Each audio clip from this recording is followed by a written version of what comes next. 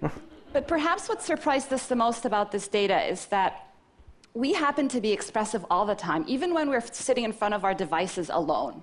And it's not just when we're watching cat videos on Facebook. We're expressive when we're emailing, texting, shopping online, or even doing our taxes. Where is this data used today? In understanding how we engage with media, so understanding virality and voting behavior, and also empowering or emotion-enabling technology. And I want to share some examples that are especially close to my heart. Emotion-enabled wearable glasses can help individuals who are visually impaired read the faces of others. And it can help individuals on the autism spectrum interpret emotion, something that they really struggle with. In education, imagine if your learning app sensed that you're confused and slowed down, or that you're bored, so it sped up, just like a great teacher would in a classroom. What if your wristwatch tracked your mood, or your car sensed that you're tired? Or perhaps your fridge knows that you're stressed, so it auto-locks to prevent you from binge eating. I would like that, yeah. What if when I was in Cambridge, I had access to my real-time emotion stream, and I could share that with my family back home in a very natural way, just like I would have if we were all in the same room together. I think in 5 years down the line, all our devices are going to have an emotion chip, and we won't remember what it was like when we couldn't just frown at our device, and our device would say, you didn't like that, did you? Our biggest challenge is that there are so many applications of this technology. My team and I realize that we can't build them all ourselves, so we've made this technology available so that other developers can get building and get creative. We recognize that there are potential risks and potential for abuse. But personally, having spent many years doing this, I believe that the benefits to humanity from having emotionally intelligent technology far outweigh the potential for misuse. And then I invite you all to be part of the conversation. I'm going to stop it at that point. And do you want an emotion chip in your mobile device? You know, she was talking about transmitting emotions, you know, to your friends. Well, I have an Apple Watch, and what it enables, one of the things it enables you to do is to send your heartbeat to somebody else who also has an Apple Watch. So if you're excited, I guess it will show you that. I don't know exactly why you would send your heartbeat to someone else. But what do you think about that emotion chip? Is that creepy or is that beneficial? You know, how about for learning? You know, she was showing the picture of a student. You know, we're talking about intelligent tutors. Well, it could be that there would be a camera while the student's working, if it's either mobile or desktop. And you know, if it's an effective way to read faces and emotions, that could be useful. One of the things that has struck me about that is you're assuming that facial expressions are universal, and she talked about collecting that data from a variety of countries. But you know, facial expressions are also culturally determined to a certain extent. It may be universal that when we're happy, we smile, when we're sad, we frown. So obviously, in fact, in nonverbal communication research, it's generally accepted that gestures are culturally determined. Insult gestures vary across cultures, which is really interesting topic in itself. But facial expressions tend to be innate human experiences. But in certain cultures, I'm thinking, for example, Japan, it's not culturally accepted to smile in public. It's also not culturally accepted to let other people know that you're sad or upset, and you keep a stone face. If you're having a conversation, and I've seen examples of this conversations in Japan where somebody's had a terrible experience and they're smiling. It's a way to hide the embarrassment for the other person in knowing how to respond to that. And so if somebody's smiling in Japan, it doesn't necessarily mean they're happy. There again, it comes down to the context. But it's interesting, and I think there certainly will be efforts to move in this direction. you know, in terms of not only voice recognition, that's something that's already there and getting better all the time, but I think that facial recognition and the attempt to humanize technology is going to be something that at least developers, technical folks are interested. I think it's to be seen whether people actually buy in to have an emotion chip on their phone. I don't know. Any other comments on that? Thoughts? Well, we'll have to see if that develops. Okay, I think we'll take our break there for 10 minutes. Okay. All right.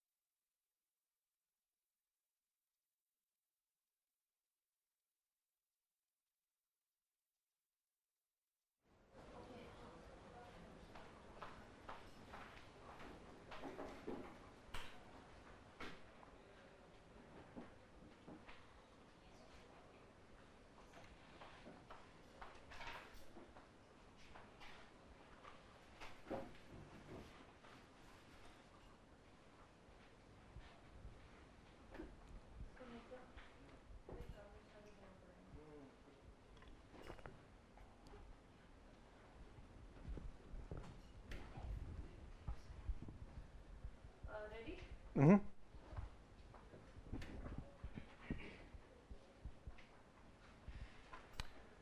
Well, welcome back for our third session today. We're going to be talking about kind of the third component. We've talked about attitude adjustment, in terms of the components of intercultural communication, with kind of the new critical view of the field. Then we were just talking about mobile devices, and there we're talking about skills. And so we're talking about the third component, namely knowledge. In other words, information about other cultures. And what we're going to be talking about primarily is what's called citizen journalism. Is that a term that you've heard before? What does that mean, yeah. Citizen journalism? What do you do? Putting information through various media. That's right. And that's enabled by the internet. Right? That's what enables individuals who are not professional journalists, that's what we're talking about, not professional journalists, to become amateur journalists, citizen journalists. And that might not be for an extended period of time. And what we often mean by citizen journalists are people who report on something that happens that's of importance, either to them personally or to them regionally or to them nationally, like a natural disaster or a war or a terrorist attack. And somebody might be reporting who's on the scene, right, about that, and not something that they would do every day. So it's not that these become amateur journalists and that's their job, because in general they're not making money off of what they're reporting on, unless they can sell their pictures, which sometimes happens. If they take a video that's exclusive, you could probably sell it to a news agency or a television station or network. CNN, IBM does this. Yes. And you can understand why. That's an important thing in news, to have live video. I mean, that's so and one of the issues there, and we talked about this actually, I think on Monday, is in terms of reporting, there are fewer and fewer actual news correspondents, professional journalists, that are being sent out from newspapers or from TV stations, because it's very expensive. It's very expensive. And those people, the other concern is, those people don't necessarily have the linguistic and cultural knowledge in order to report from all parts of the world. So you have to find the appropriate people. So this is filling a gap, really. Citizen journalism is filling a gap that's really there in terms of being able to report what's going on in the rest of the world. And this is an important component of intercultural communication, because we want real knowledge. We don't want stereotypical knowledge, right? We don't want shallow knowledge. We don't want just hearsay information. We want real information about what's really going on. On the internet, there are all kinds of conspiracy theories and all kinds of junk theories, all kinds of misinformation that spread. And so if you have potentially, the potential anyway, of citizen journalism is getting the real story out there. Now we'll talk about the downsides as well. But let's talk about the plus side. And of course, this is enabled, as we said, through mobile devices, right? Through the ability to use blogs and Twitter to post that information, to use you don't have to have a professional camera. You use your smartphone, right, to shoot those pictures and video. So how does this compare to traditional news media, old school news media? Well, as we said before, this has the potential of news from places where you don't usually get news, right? It's immediate transmission of news, so it's real time. Very often Twitter is used for that purpose, because you can write, a very short message very quickly and get the word out.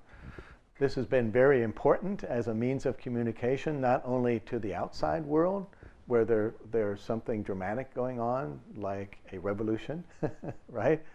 But also important for people within that country to know what's going on. It's not just to the outside world, but it's also important for people who are in that country. Of course, with Twitter, it's not necessarily the case that you have any information about whether that tweet is authentic, is reliable. You don't know necessarily who that person was because things are retweeted, so you don't know where it's coming from. But it's been very important in a lot of uprisings that have happened, for example, in the Arab Spring or in the Ukraine, what happened in the Ukraine. All these different colored revolutions, Rose Revolution and so forth. That social media has been very important. And that's one aspect of the social journalism. So it's not just to the outside world, it's also to the people who are living through that themselves. So Yes? I have a take on this, like, Yeah. adding to its importance, like, to people living with it. Like in the case of Africa, particularly Nigeria, we call them crack reporters. Oh, is that right? Yeah, crack reporters, or the media are normally called like whistleblowing sites. Ah. So it has really assisted, especially in Africa, we have a lot of corruption. That is true. So it's in fighting corruption. So it has assisted really in Yeah. that, like we have it in Nigeria, Sahara reporters. They are really based in New York. And you get breaking news more from them than from conventional media houses. Oh, interesting. We have like Premium Times also based in Washington. Yeah. And they also bring such news. So like they assisted a lot in bringing, like in creating awareness within the country. We had election last year in 2015. So the role played by those crack reporters is more than the conventional media, whereby something is happening and they report it directly. So like people in government that are normally considered as oppressing the masses are afraid more of the Sahara reporters, Premium Times.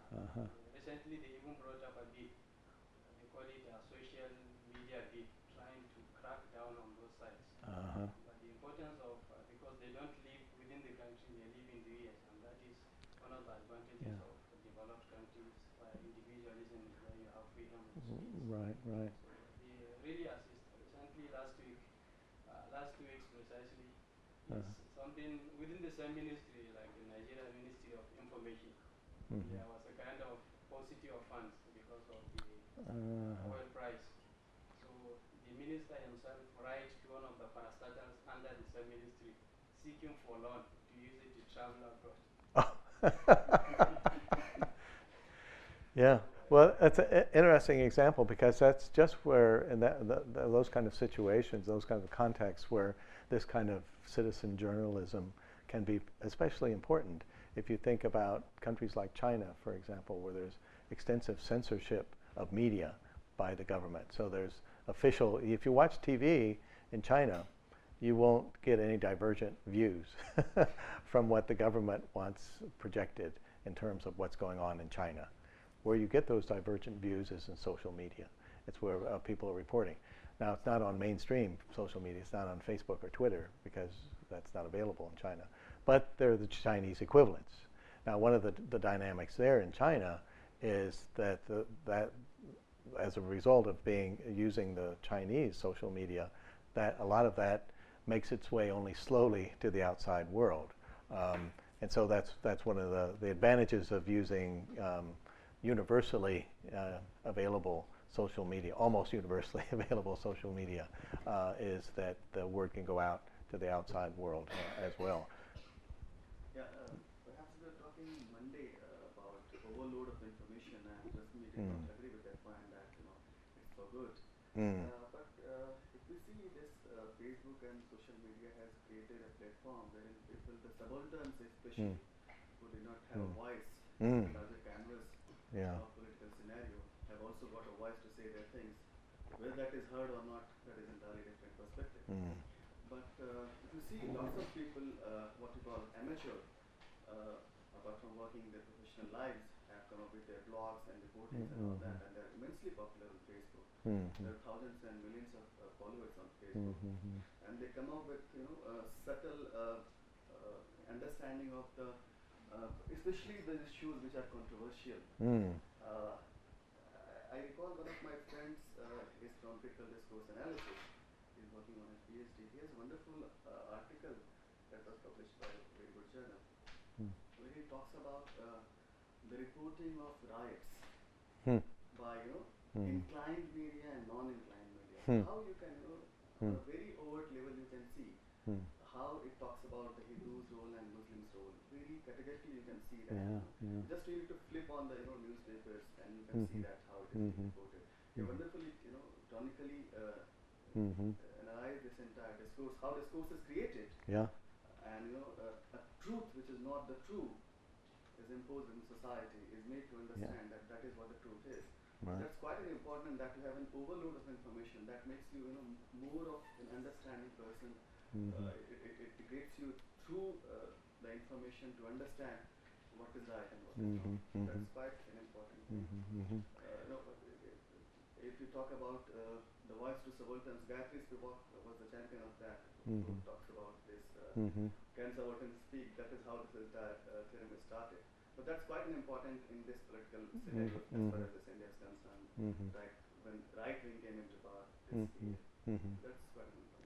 How important has social media or citizen journalism been in this recent Indian election? Played a major role? Yeah. Delhi government actually promotes this called citizen journalism. Oh, interesting. Because it's based on, it's called Aam Aadmi Party. That means local man's party. Mango Man Party. So they say that we are fighting corruption. Right. And to hear about corruption is through the common voice from the audience or from the sufferer side. Right. And sufferers are the people who are not at some aristocratic position or into some authority. Right. That's how they want to change the perception of political scene altogether. And that's of course one of the main aspects of this. Is it's not people high in the hierarchy who are doing this reporting. It's a variety of people from all different backgrounds, and so therefore that minority voice can potentially be heard. Now we're not talking about extreme poor people, right? Who wouldn't have the phone or the internet access, probably. But we're talking about a variety of potentially a variety of different perspectives. And I think that's one of you get a personal point of view, right? But you also get potentially a variety of perspectives. That would be the hope, right? Because you don't know if you only have one voice. During the Iraq War, there was a so-called Baghdad blogger. And he remained anonymous because he was sending out information over his blog about what was really happening in Iraq. And it was dangerous to do that, so he remained anonymous. But he was the only really blogger who was reaching the West, at least, at that time. So you had a kind of a single voice telling the story. But usually these days, if it's something important that's happening, there will be multiple voices. For example, in Egypt during the uprising against Mubarak, there were a lot of people who were reporting on that. So the other thing that happens is that you potentially can have topics that aren't of interest in the mainstream media. We talked on the first day about the limited reporting that you have on a lot of events throughout the world, at least in the West, in the United States, and I think that's probably, we talked about, limited perspective also in India in terms of finding out about what's happening in the rest of the world. So here you have an alternative, right, to the mainstream media and finding out about other kinds of things.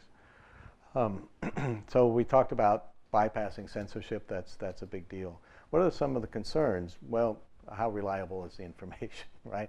Who is doing the reporting? Do they have an axe to grind, as we say? In other words, do they have a certain perspective, and that's going to color their reporting? Do they want to get out their political views, and does it shape what it is they're saying or how they're reporting? Is that going to interfere with actually getting reality, getting the truth, getting the facts about what's happening on the ground? Some of the other things that have been said about citizen journalism is that the people who are unqualified to report are doing. This is what you hear mostly from professional journalists, that these people, there's no quality control. And that's true. The quality varies significantly. These aren't professionally done, designed news reports necessarily. It might be very awkward video. Sound quality might not be bad, might not be very good. The writing might not be grammatically correct. All that doesn't matter all that much because the main thing is getting the message out, and as long as that comes through. Then these are some of the, I just listed some of the things where this kind of reporting has been very important. As I mentioned, China, and for example, the Sichuan earthquake, the government wasn't putting out any information for a long time. This is not unusual in China or in other countries. China's not unique in that. They wanted to have control over the message, right? And they didn't want to, for example, the information getting out about building violations. There were schools that collapsed where a lot of children died, and the building wasn't up to building code, and so there was corruption involved there, you know, as there is a lot of places, and the government didn't want that out. But there were lots of reports from normal citizens about what was happening at the earthquake, and the same is true in these other events. I mentioned something you might not be familiar with that happened in Ferguson, Missouri, which is in the middle of the United States, a small suburb of the city of St. Louis, where a young black man was killed by the police without any provocation. He was actually had his back turned. He was shot in the back, and you know something's wrong there if you're shot in the back. And this is very similar to what happened in China, namely the police of that. All the police have been replaced, by the way, in Ferguson. They now have a black police chief. There was a lot of racism in that particular police unit.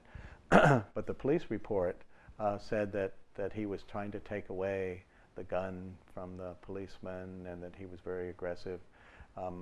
But the real story came out very quickly. And so this can happen in all kinds of countries. In the United States, also, you don't get the real facts necessarily, either from official sources or from the news media, and you have to rely on people reporting on the ground. So that's really can be very important. There are lots of sites. We were talking about blogging and Facebook and Twitter, but the alternative is to go to one of these news gathering sites where people are invited to submit news stories.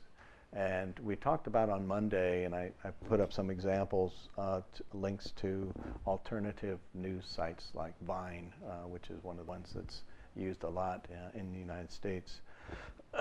But these are some other ones that are out there. Both from the first two are from the United States. They're fairly well known: Ground Report and Fair Observer, and both of those basically collect reports and reproduce reports on their websites from individuals.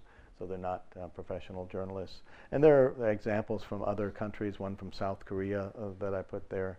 One from Canada that's very interesting. That digital journal from Canada is actually one that combines contributions from both amateurs and professionals, and you're seeing that kind of mixture as well. One of the issues with all these news sites is how do you make money, or how do they keep going without making money? And they really don't want to do a lot of advertising. It really takes away from the sense that this is a kind of a for the public good that we're presenting this. But some of them do use advertising, but a lot of them actually have now partnered with professional news services is one of the things being done. There are also these media watch blogs. I put down a link to the one from Germany that's very well known that keeps tabs on official media. That's part of the citizen journalism as well. There's a really good radio broadcast in the United States called On the Media that broadcasts every week, and it critically analyzes the mainstream media, and it brings in voices from citizen journalism.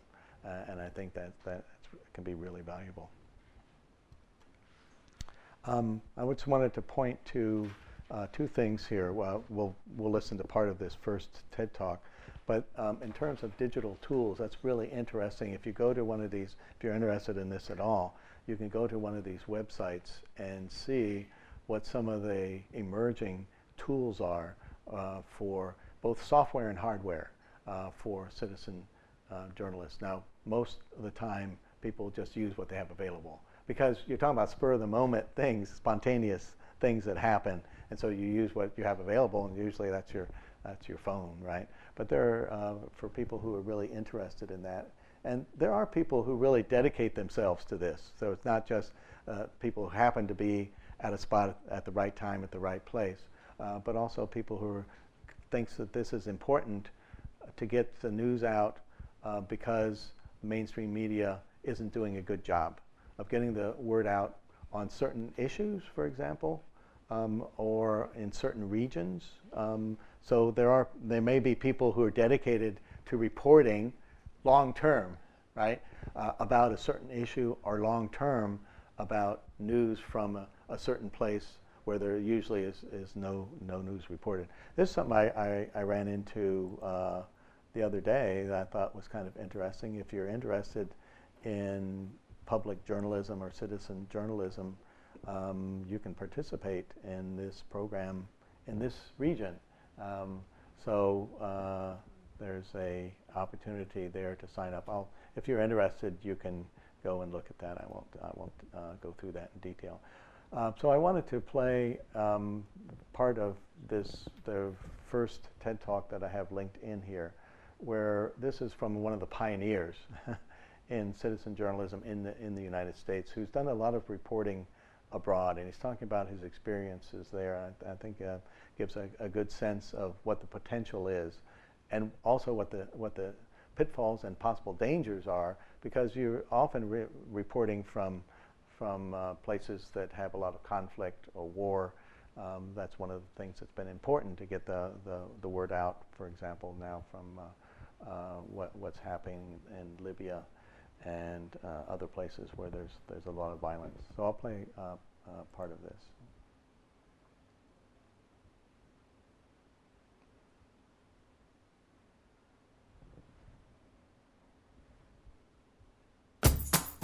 Oh, good, we get an ad. One of the things about YouTube. Yeah. We're going to skip it now. We're going to skip the ad.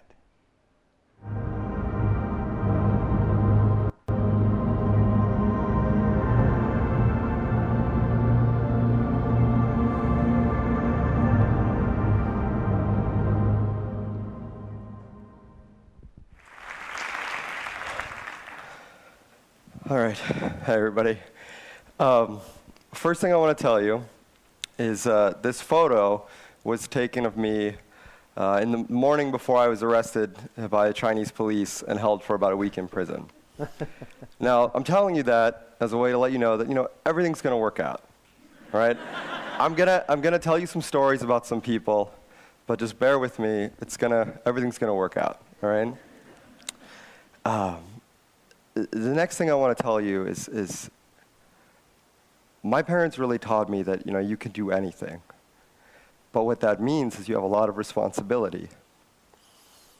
So just want to leave you with one thing. Just remember that nothing is written, everything changes. All right? So 12 years ago, I was here in DC, and I was part of something called Indie Media, and we thought it was going to be the future. There was a quote that I read in the research of this talk that said, before the internet, there simply were no tools for grassroots media, and the internet has leveled the playing field. 12 years ago, right?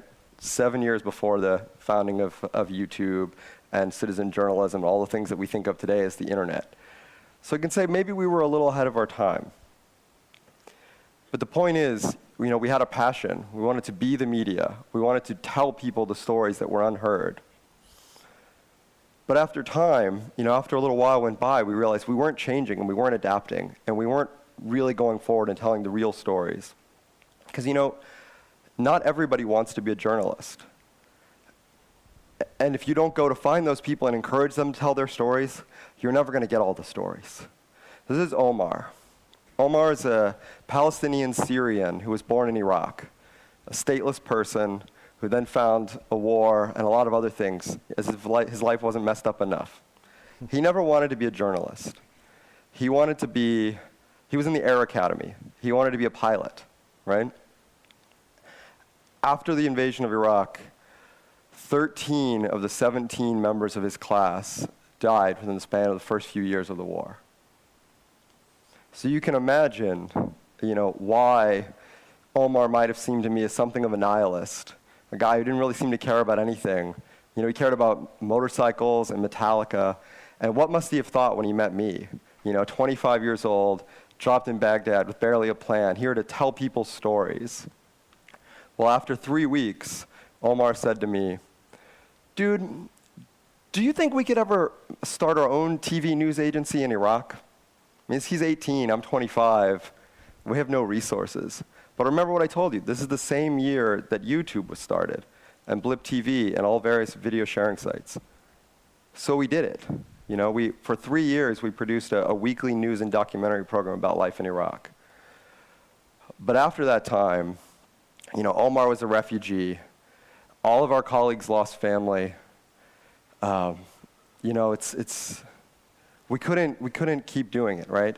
But I couldn't let go. I was doing it not for the story. I was doing it because I didn't know how to do anything else.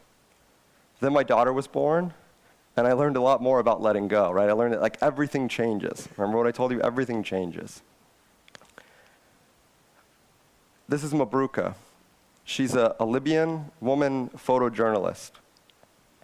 So let me tell you how I got to Libya.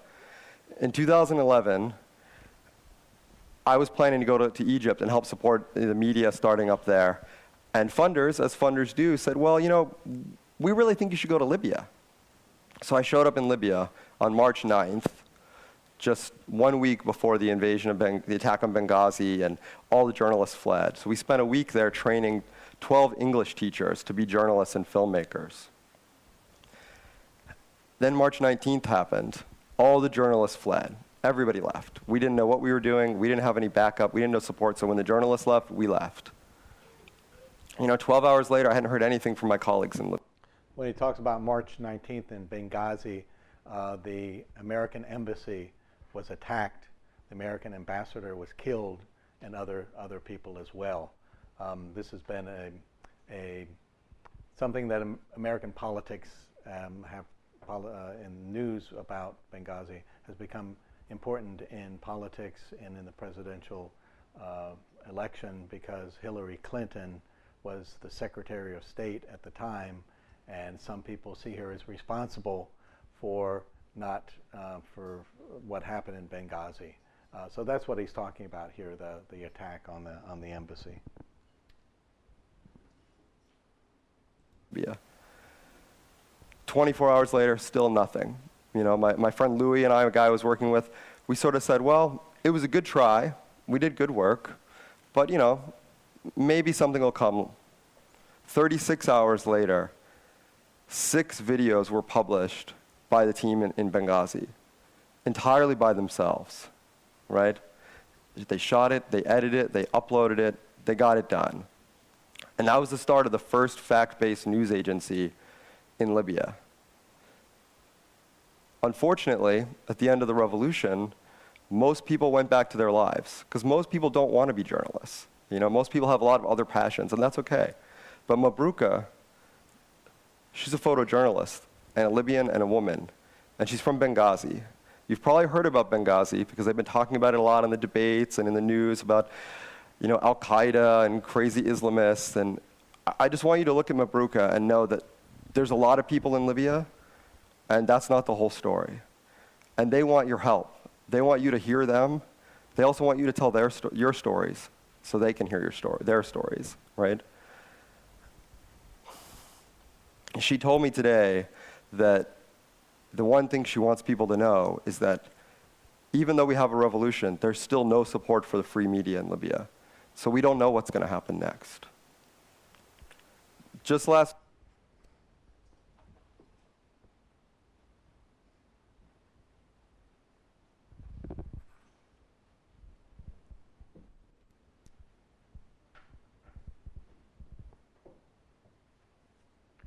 It's thinking, apparently.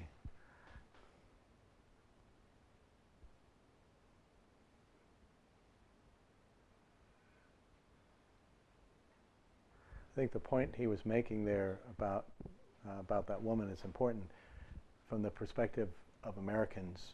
All Libyans and everybody in Benghazi is a terrorist, must be a terrorist, right? So one of the things that I think is important here is the sense of, he said there are lots of people in Libya and they're not all terrorists, right? And here you have a voice of somebody, a representative who is not a terrorist, and so getting that idea across is important. Not sure what is happening here with our video.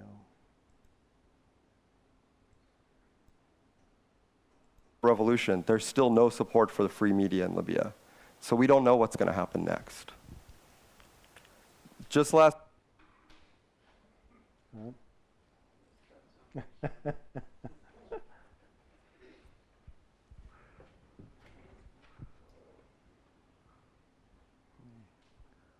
if I can reload it. Maybe that will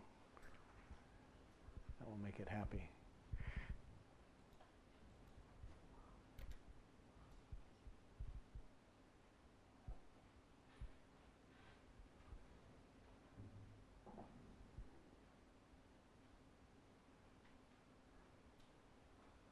Well, let me stop at that point, and I think you get a sense of what he's saying already.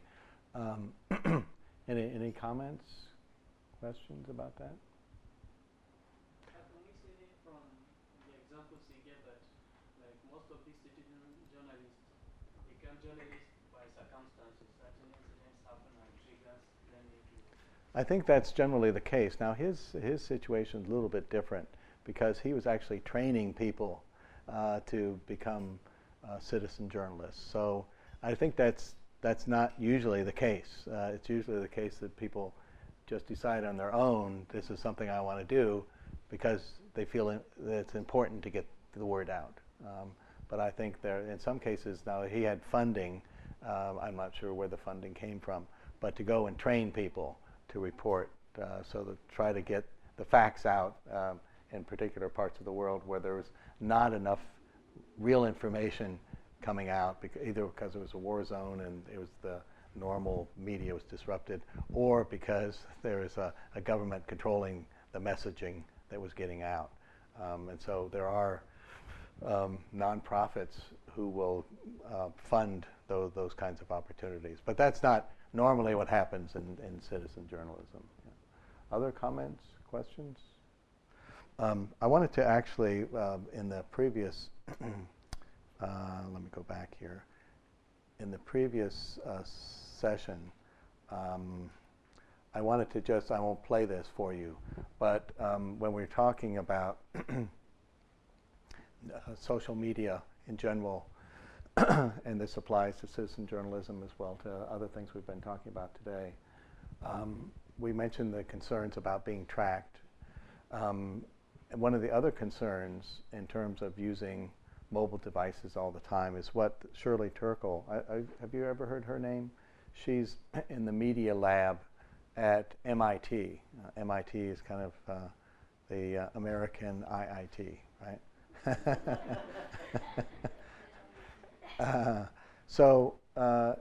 What's really interesting about her, if you have time, I'd really recommend this TED Talk. She's given 2 TED Talks, one in 1998 and this one just recently. In the first one, she was so enthusiastic about new media, and in this recent one, she's not so positive. And the title of her talk is Connected but Alone. And she's talking about what we talked about a little bit in connection with one of the articles yesterday, is online media and social media substituting for face-to-face contact. And so it's not just privacy concerns. And I think that is a very real concern that one has to keep in mind when we're talking about all the advantages of this new world, right, of social media and of connecting virtually. So if you have time, do watch that TED Talk. Any closing comments before we take our break? Yes. Citizen journalism. Mhm. Don't you think that this thing, citizen journalism, this has decreased the humanity and among the people? Because earlier it used to be that when you are passing by a street and someone makes with an accident or something, so they used to say them. They used to rush to say them. Now That's a they good point. put on their mobile and they start recording. Absolutely, you're absolutely correct. That's a good point to make. That does happen. That's about the mainstream media as well. They are doing the same thing. But I wouldn't really consider that journalism. I would call that sensationalism. And we general people are getting the part of it. We cannot generalize these things. It does happen, but I don't think that's what we mean by citizen journalism. That's sensationalism. That's taking advantage of poor, unfortunate people that have something awful happen to them. But that's what you see on YouTube all the time. Yeah, absolutely, absolutely. So you're right. That's one of the concerns of the new media as well, is that possibility is really there, and it does dehumanize us. Yeah, absolutely. Yeah. Other comments? Lawan. This is like the issue of accountability, because normally, if you know this is a registered media house, Good point. Yeah, whatever news comes from there, you know, yes, this is where to go in case you have any questions. that's right. That's In right. case of citizen journalism, normally it's either you don't even know where the media house is located, Absolutely. or sometimes you don't have any control over them. That's right. That's right. Last like 3 weeks in Africa, that's our reporters. They reported that a small country in East Africa, Eritrea, is in short of men. Meaning they have, Yeah. they have a lot of pretty women there, but they are really short of men. So Lawan was planning to go there and sit in. So government was looking for men to go there from the hospital. So many people started even rushing that yes, they are going to Eritrea. Yeah. And then the government later said no. In that case, we can Well- request Mitra sir to go and settle down there. This is one of the other things that happens on social media is misinformation gets passed along, and if it's something intriguing and looks wonderful, like all the pretty women there, then people might believe it. Yeah, absolutely. Yeah. Other comments? Okay, we'll take our break. Thanks.